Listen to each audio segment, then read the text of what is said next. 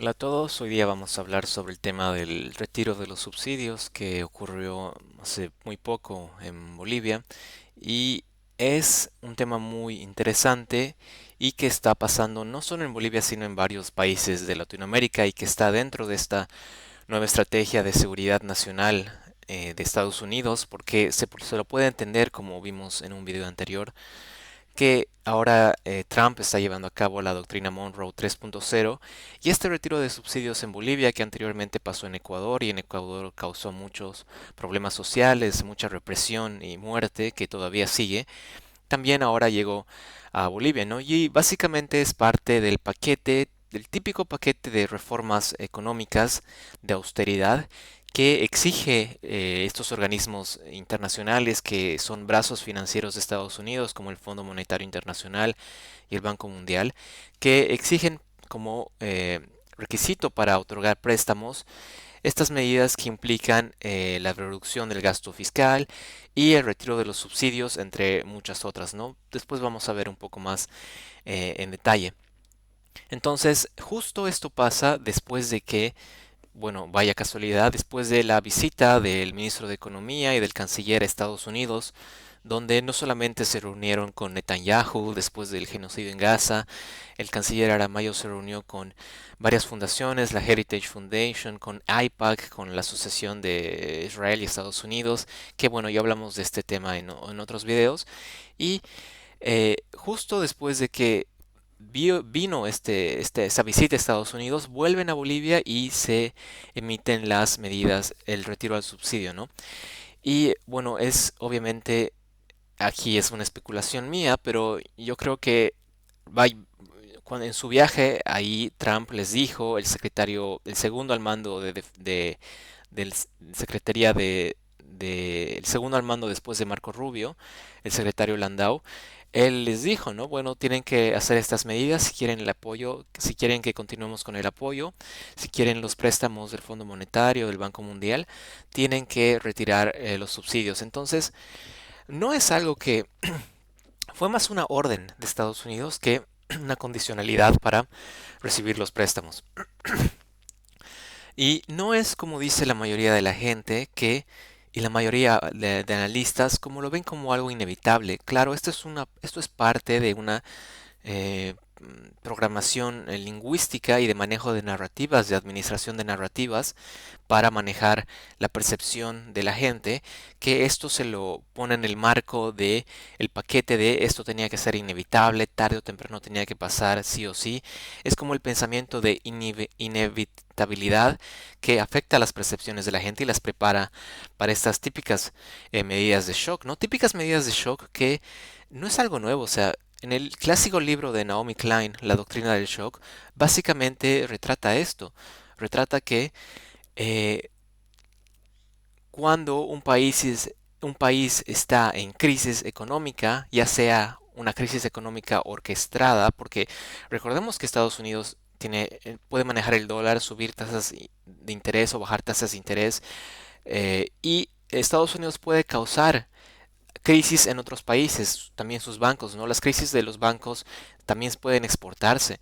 Entonces, cuando se causa una crisis, ya sea causada conscientemente o autoinfligida, como fue en el caso de Bolivia, que fue un fracaso total, el del MAS, el no haber industrializado, porque ¿para qué uno subsidia los hidrocarburos? Para lograr industrializar en ese tiempo mientras está subsidiado, ¿no? Pero después de 20 años seguíamos siendo monoexportadores de materias primas. Pero bueno, el tema es que cuando un país se encuentra en crisis, ya sea autoinfligida o crisis causada por un tercer país, como explica Naomi Klein, es cuando aprovechan la crisis para establecer medidas neoliberales en el sentido bien académico del término. Neoliberal quiere decir que siguen el monetarismo extremo de Milton Friedman, la escuela de Chicago, y está en contraste con la teoría clásica liberal, ¿no? La de Adam Smith, la de Ricardo. Pero bueno, ese también es otro tema. Y aprovechan de meter estas medidas neoliberales a la fuerza, porque de otra manera, en situación estable, no de crisis, la población no hubiera aceptado, ¿no? Entonces, son cosas muy, muy elementales que cualquier, bueno, un cientista político debería estudiar y saber, pero la verdad no se ve mucho en este análisis, ¿no? Y todos repiten como ovejas que sí es algo inevitable, tenía que pasar sí o sí, tarde o temprano, pero nada más allá de la verdad, eso solamente es manejo de narrativas y programar a la población para que justamente pase esto. Pero veamos algunas de las repercusiones que pasaron actualmente tras la medida. Por lo menos un consenso de cómo tiene que ser. No han analizado. Se han olvidado de la gente, de la clase baja. Se han olvidado. Claro, ellos con grandes sueldos y viven bien. Es increíble. Todos los días estamos pasando esto. Y bueno, como era de esperarse, y esto es típico igual, siempre este tipo de medidas, y esto lo analiza, estudia muy bien el economista Michael Hudson, que creo que es uno de los mejores economistas que todavía siguen vivos a nivel mundial. Y él dice que siempre cuando, porque lo que se está priorizando es el pago a los acreedores, es decir, el pago a quienes te están prestando o a los que te van a prestar. Y el peso lo llevan las clases bajas, como bien se expresa esta señora. Claro, la mayoría de funcionarios o diputados o senadores son elegidos a dedo y tienen su sueldo de manera fija, ¿no? Y de manera segura y bueno, para ellos no es mucho problema, pero lo que se hace es que todo el dinero de subsidios que beneficiaba a la población, porque un país, y esto no es ciencia nuclear o atómica, o sea, es algo también medio básico, que se sabe que Estados Unidos, Alemania, China, cómo industrializaron, cómo lograron llevar su industria que despegue, obviamente haciendo subsidios, porque el subsidio ayuda a que el costo de vida del trabajador, de la persona, del ciudadano, sea mucho más bajo y así uno puede ser competitivo en mercados extranjeros, sus productos, ¿no? Porque no tiene que pagar mucho en el costo de vida. Además que beneficia a la mayoría de la población tener un costo de vida bajo y puede gastar su ingreso en otras cosas, ¿no? Pero a ver, seguiremos escuchando. Denuncia al presidente. Que denuncie. Favor a los ricos. A los rateros, como han dicho, a los pobres más pobres, los ricos más ricos. ¿Dónde estamos? Claro que él es español. Bueno, bueno, vean las caras, es de desilusión, de frustración y desespero. Y claro, la imagen que está representando es esa, aunque puede ser un poco simple de decirlo, pero es lo que llega a la mayoría de la población y lo que simbólicamente se muestra es un gobierno de los ricos, quita el impuesto a los ricos, saca el impuesto supuestamente con valores tradicionales de familia, patria y religión, saca el impuesto al juego, que el juego es todo lo contrario, y las apuestas todo lo contrario a una sociedad o un proyecto de país tradicional, ¿no? Porque es ganar dinero a través del vicio, ¿no? Y es algo que corroe a las sociedades, el tema de las apuestas. Pero vemos igual que se lo trata de español y claro.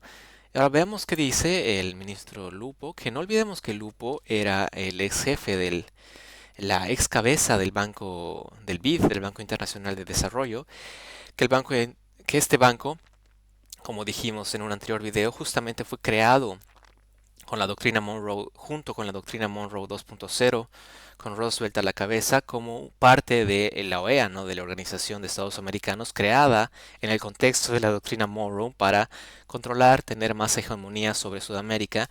Y el banco, el BID, era parte de la OEA, ¿no?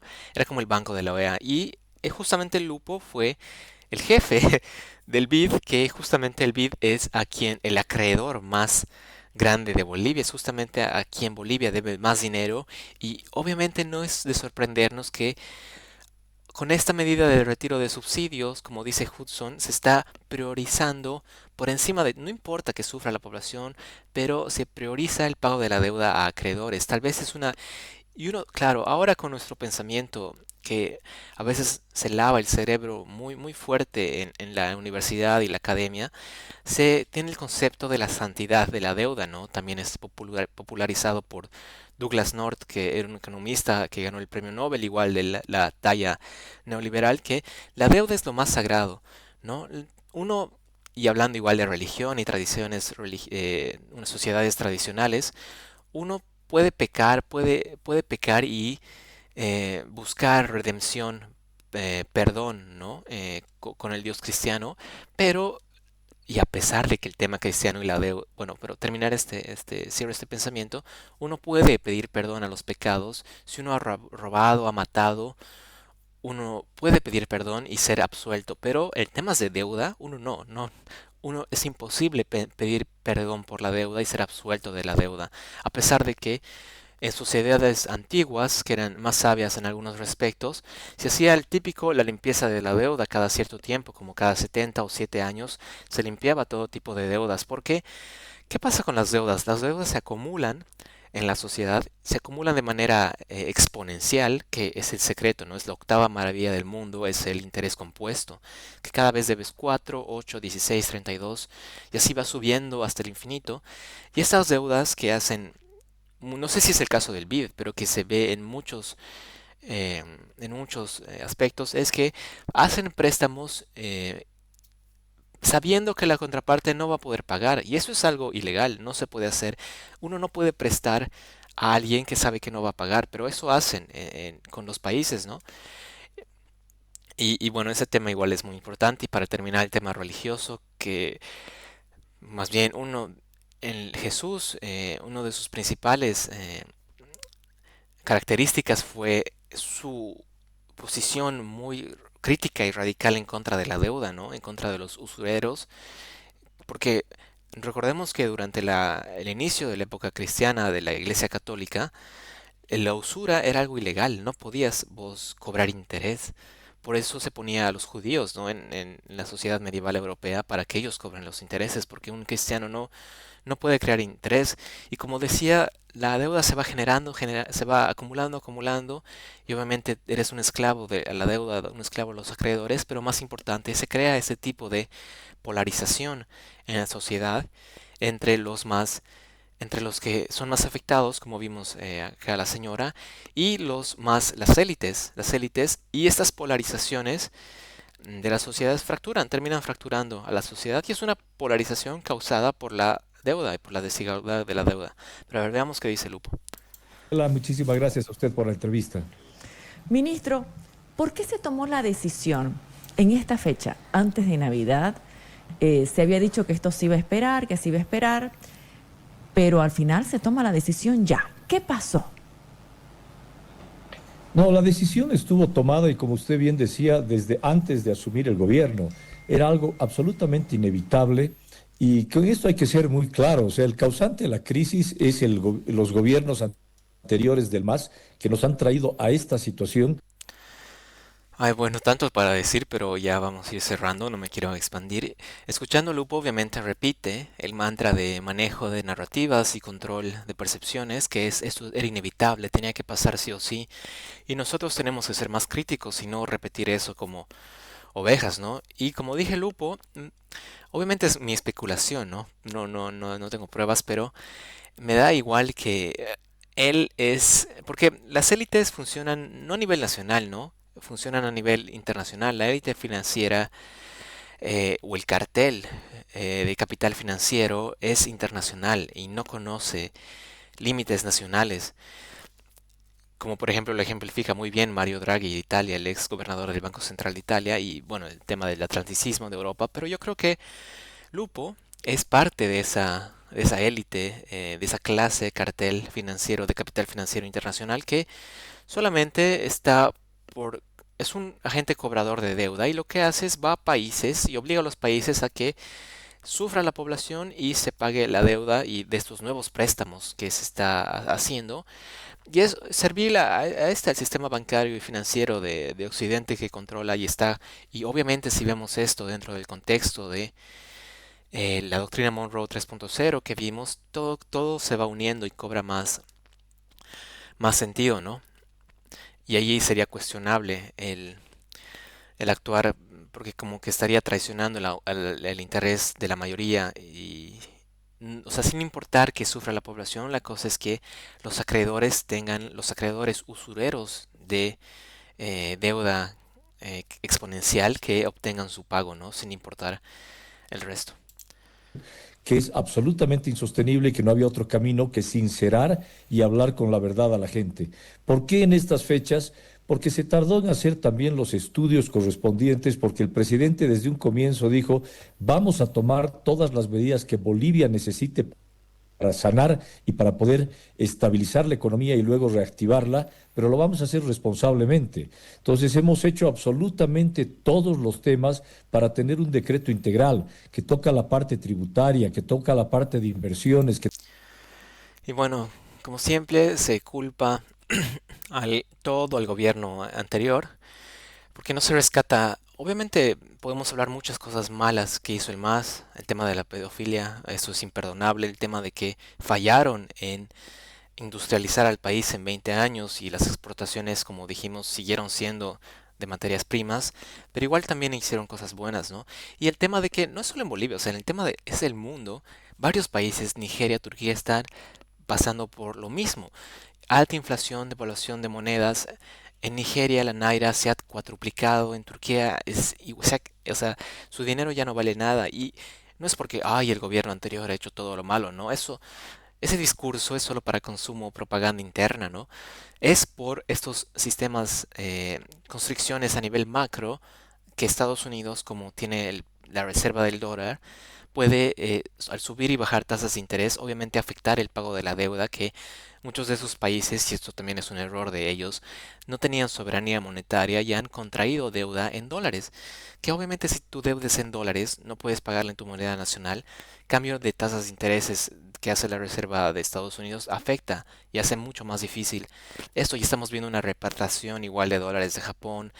Hay varios temas macro que hacen que esto suceda. Incluso el MAS, a pesar de esto, bueno, incluso el MAS, a pesar de todo esto y también la expansión monetaria que hemos visto durante el COVID, que se ha impreso full dinero, se ha inyectado mucho dinero a la economía y obviamente iba a causar inflación, a pesar de eso ha logrado tener una relativa estabilidad.